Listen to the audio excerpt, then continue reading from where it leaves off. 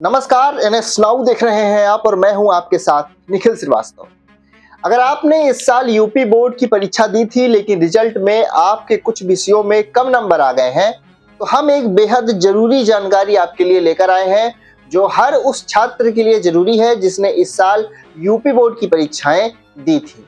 अगर आप भी हाई स्कूल या इंटरमीडिएट के विद्यार्थी हैं और आपको लगता है कि आपके प्राप्त अंक में कुछ गड़बड़ी हो चुकी है या फिर आपको अपनी मेहनत के मुकाबले नंबर कम मिला है, तो ये जानकारी आपके लिए काफी इंपॉर्टेंट है, तो वीडियो पर बने रहिएगा। आज हम विस्तार से समझेंगे कि यूपी बोर्ड की जो स्क्रूटनी होता है उसके लिए आवेदन कैसे करना है, कब तक आवेदन करना है, क्या प्रक्रिया है, किन बातों का ध्यान रखना है और पूरी तरह से एक एक स्टेप को आसान भाषा में हम आपको समझाएंगे। तो आइए शुरू करते हैं। सबसे पहले समझते हैं स्क्रूटनी होती क्या है। तो जान लीजिए कि स्क्रूटनी का मतलब है आपकी उत्तर पुस्तिका यानी पेपर की दोबारा जांच होती है। लेकिन ध्यान दीजिए, इसमें आपकी कॉपी को दोबारा से पूरा चेक नहीं किया जाता, बल्कि ये देखा जाता है कि कहीं किसी सवाल की जांच छूट तो नहीं गई है, कहीं अंकों के जोड़ में गलती तो नहीं हुई है, या कहीं अंक लिखने में तो गलती नहीं हुई है। ये सारी चीजें चेक की जाती हैं। यानी अगर किसी सवाल को नंबर नहीं दिए गए हैं या जोड़ में गलती हुई है तो उसे सुधारा जाएगा, लेकिन उत्तरों की क्वालिटी सही गलत को फिर से नहीं परखा जाएगा। अब सवाल आता है कि अगर आपको लगता है कि आपके अंक में गड़बड़ी है तो फिर आप कैसे स्क्रूटनी के लिए आवेदन कर सकते हैं। तो इसके लिए बोर्ड ने एक ऑनलाइन प्रक्रिया जो है वो तय की है। आवेदन करने की आखिरी तारीख है 19 मई 2025। इस तारीख के बाद कोई भी आवेदन स्वीकार नहीं किया जाएगा, इसलिए समय से पहले आवेदन करना बेहद जरूरी है। अब जानते हैं कि आवेदन कैसे करना है। सबसे पहले आपको यूपी बोर्ड की जो ऑफिशियल वेबसाइट है उस पर जाना है।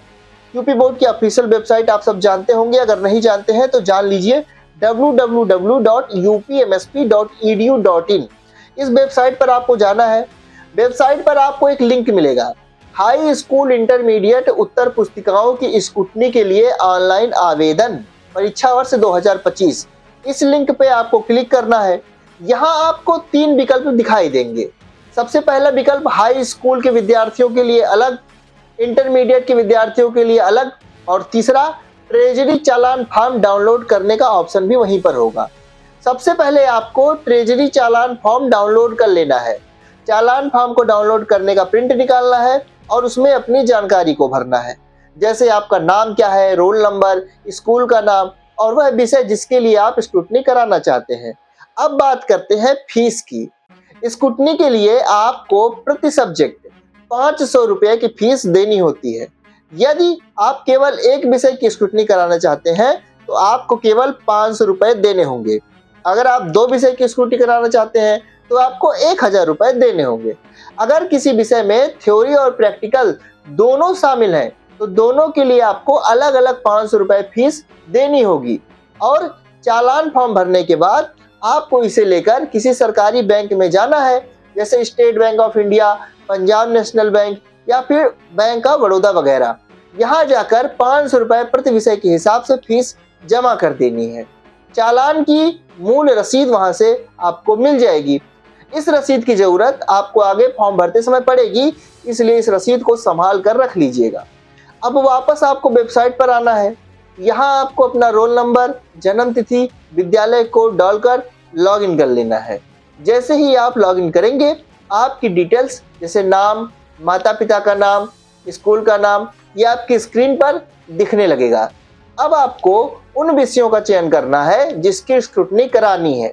ध्यान रहे, विषय का चयन बहुत सोच समझ कर करें, क्योंकि एक बार फॉर्म सबमिट हो जाने के बाद उसमें कोई भी बदलाव नहीं किया जा सकता। विषय चुनने के बाद चालान की जानकारी भरनी है, जैसे चालान का नंबर, चालान भरने की तारीख, बैंक का नाम और जमा की गई राशि। इसके बाद आपको अपने चालान को स्कैन करना होगा और उसकी कॉपी को अपलोड करना होगा। स्कैन की गई कॉपी साफ सुथरी होनी चाहिए, वेबसाइट द्वारा बताए गए फॉर्मेट और साइज के अनुसार होनी चाहिए। सारी जानकारी भरने के बाद सेव स्क्रूटनी एप्लीकेशन पर क्लिक करना है और आपका आवेदन फॉर्म तैयार हो जाएगा। इसे डाउनलोड करें और प्रिंट आउट निकाल लें। यह प्रिंटेड आवेदन फॉर्म और चालान की मूल प्रति को एक साथ लगाकर रजिस्टर्ड डाक के माध्यम से अपने क्षेत्रीय कार्यालय के पते पर भेज दीजिए। ध्यान रहे, कोरियर से भेजा गया फॉर्म स्वीकार नहीं किया जाएगा, यानी कि केवल आपको सरकारी डाक से इस फॉर्म को भेजना होगा। केवल रजिस्टर्ड डाक से भेजा गया आवेदन ही मान्य होगा। अब एक बार फिर से ध्यान दीजिए, आवेदन पत्र भेजने की अंतिम तारीख 19 मई 2025 है, यानी कि इससे पहले आपका फॉर्म संबंधित क्षेत्रीय कार्यालय में पहुंच जाना चाहिए। केवल फॉर्म भर देने से काम नहीं चलेगा, फॉर्म का प्रिंट आउट और चालान की मूल प्रति डाक द्वारा भेजना अनिवार्य है। अब बात करते हैं कि आवेदन के बाद क्या होगा। अब जब आपका आवेदन सफलतापूर्वक स्वीकार कर लिया जाएगा तो बोर्ड द्वारा आपकी उत्तर पुस्तिका की स्क्रूटनी की जाएगी, यानी पुनर्मूल्यांकन किया जाएगा।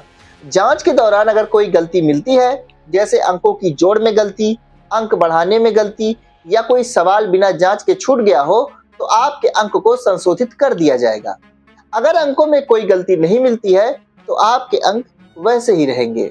बोर्ड की ओर से स्क्रूटनी का परिणाम बाद में घोषित किया जाएगा। जरूरत पड़ने पर नई अंक तालिका भी जारी की जाएगी।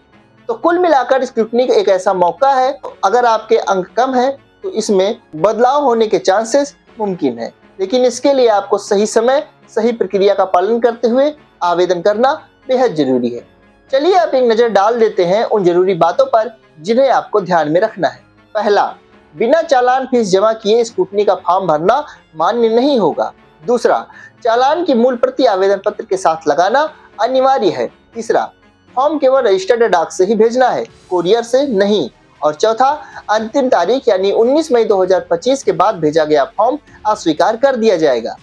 पांचवा, विषयों का चयन करते समय पूरी सावधानी बरतिए, क्योंकि बाद में विषय बदलने की अनुमति नहीं मिलेगी। छठा, फीस की राशि सही से तय करें, क्योंकि बाद में अतिरिक्त फीस जमा करने या पैसे वापस पाने का कोई विकल्प नहीं है। तो अगर आप समझते हैं कि आपने मेहनत की है और फिर भी आपके अंक जो है आपके अपेक्षा के अनुसार नहीं आए हैं, तो स्क्रूटनी के लिए अपनी उत्तर पुस्तिका की जांच करवा सकते हैं।